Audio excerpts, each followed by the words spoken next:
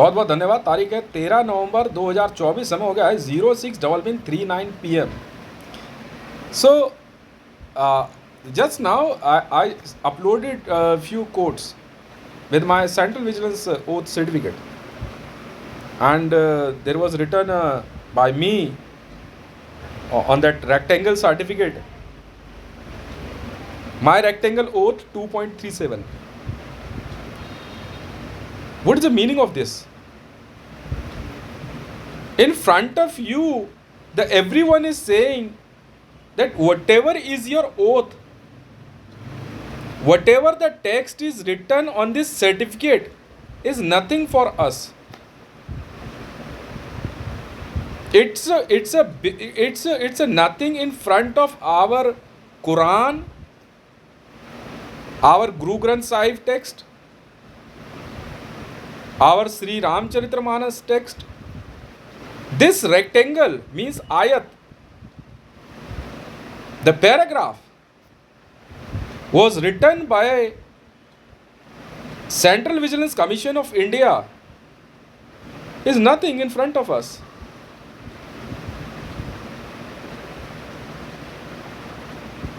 I myself, Hitesh Mandal, when I am showing this certificate certified by the Central Vigilance Government of India that this man is in this commitment,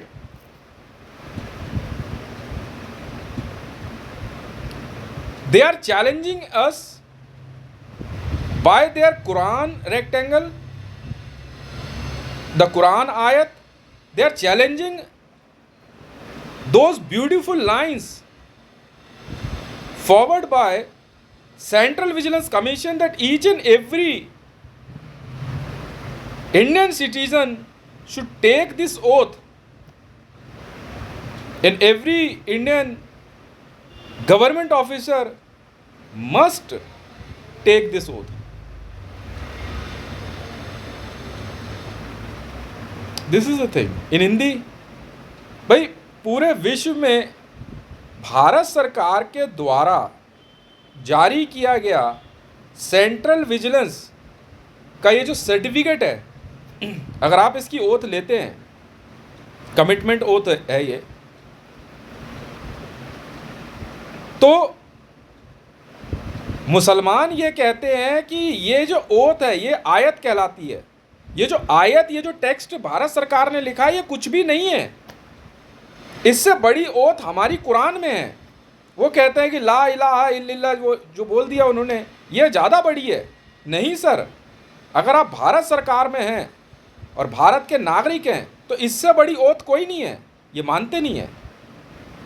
तो मैं हितेश मंडल आज इसी समय, because I am a vigilance commissioner also, मैं vigilance commissioner भी हूं, central vigilance की इस ओथ को एक नंबर देता है 2.37 ओथ नंबर है ये। अब अगर किसी में दम हो तो सेंट्रल विजिलेंस की इस ओथ को काट के दिखा दो। कोई कहता है मेरी गुरु ग्रंथ साहिब में ज्यादा बड़ा टेक्स्ट है, कोई कहता है हमारे श्री रामचरितमानस में ज्यादा है। यह हकीकत है, मैं कोई आपको इधर उधर की, ये रियलिटी है। मस्जिदों से विजिलेंस को कहते हैं ये है क्या, हटा इसको। नहीं सर, सेंट्रल विजिलेंस की ओथ आज और अभी से 2.37 रेक्टेंगल है ये।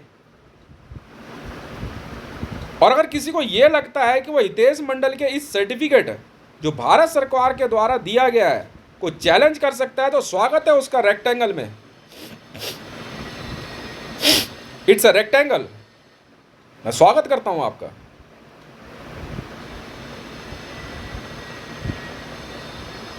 रेक्टेंगल ओथ आयत बता दी आपने, सबको मान ली बात। अरे सर्टिफिकेट ही अपने आप में रेक्टेंगल शेप है, आयत है ये, बात खत्म। पर मैं अपनी शपथ की रक्षा कर सकता हूं, यह मैं जानता हूं। और इस ऑफिसर ने आज ये बात कह दी कि मेरी ये शपथ 2.37 है, हाइड्रो न्यूक्लियर टसार, क्वांटिटी 7000, गेट 9+ है। रोक के दिखा, तो मुझे रोक के दिखा दे। और आज के बाद अगर हितेश मंडल का ये सर्टिफिकेट कहीं पहुंच जाए ना, तो सोच लेना बेटा, रेक्टेंगल में आ चुके हो तुम, तुम्हें बख्शा नहीं जाएगा। मैं चाहूँगा कि बिना देर करे ये सर्टिफिकेट नरेंद्र दामोदर दास मोदी को दिखा दिया जाए जरा। You are under arrest mister Narendra Damodar Das Modi. अब कहोगे क्यों? तो मेरे से अभी डोनाल्ड ट्रंप साहब ने एक सवाल पूछा कि सेंट्रल विजिलेंस के मामले में भारत की रैंकिंग क्या है। मैं कहा जी भारत की रैंकिंग 8 है, 8। उन्होंने कहा कि फिर रैंक नंबर 1 पे कौन है। मैं कहा सर रैंक नंबर 1 पे रशिया है, मिस्टर व्लादिमीर पुतिन की वजह से। तो महामहिम साहब, भारत में आपने पूछा, राष्ट्रपति भवन का सवाल है कि भारत 8वें नंबर पे क्यों है। नरेंद्र दामोदर दास मोदी की वजह से, प्रधानमंत्री है ये अपने आप को प्रधानमंत्री बता रहा है, इसकी वजह से। उनका ये कैसे हो सकता है? जांच की जाए, आप लोग काम शुरू करो। मैं कहा जी बिल्कुल करेंगे।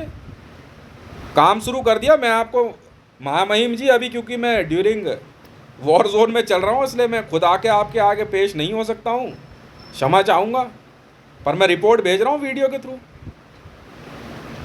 महामहिम जी, ये व्यक्ति अमान से लोन ले चुका है, पर इसने इनकम टैक्स नहीं दिया। तीसरा टेन्योर है इसका। यह तीसरी बार प्रधानमंत्री बन रहा है इसने और इसकी कैबिनेट मंत्रियों ने। अमान कंपनी ईबिक्स V5 ग्लोबल से लोन लिया है और भारत सरकार को टैक्स नहीं दिया है। यह रिश्वत लेने का एक तरीका है महामहिम जी। बड़े प्यार से रिश्वत का पैसा इधर उधर अमान वाले कर देते हैं। पाकिस्तान से पैसा भारत में बड़ी आसानी से आ जा सकता है। अमान, हक्कानी नेटवर्क और हिजबुल्लाह से बिल्कुल आसानी से आता है। ये वही कर रहा है।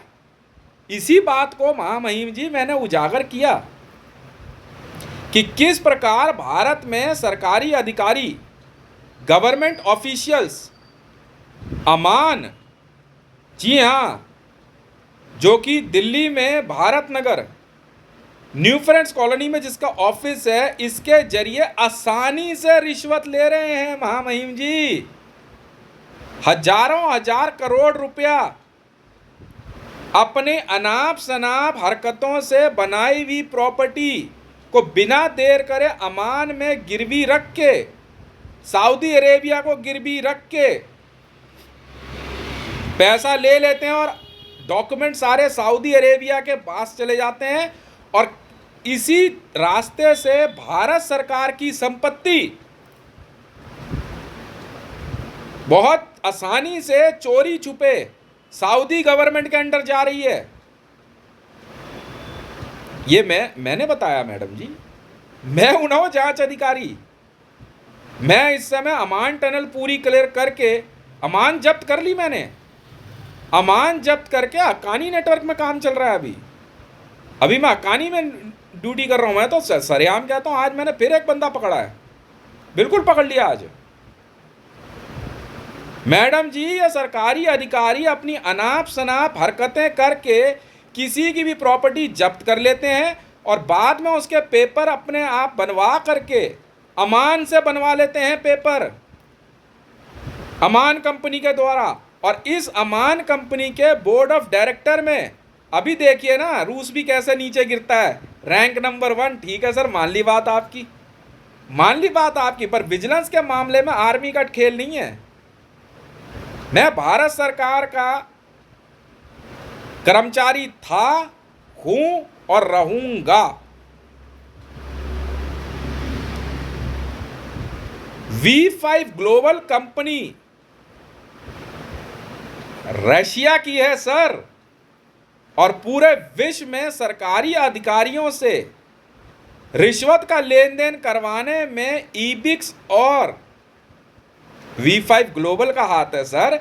और इसी की वजह से भारत के अंदर पाकिस्तान की एक नागरिक सुमाना ब्रह्मा के नाम से आई और वो मरियम नवाज शरीफ थी महामहिम जी। ये मैंने पकड़ा उसको और बड़ी आसानी से भारत के अंदर के राज और जासूसी का काम अमान कंपनी के द्वारा आने वाले पाकिस्तानी जासूस, हक्कानी नेटवर्क के द्वारा आने वाले तालिबानी आतंक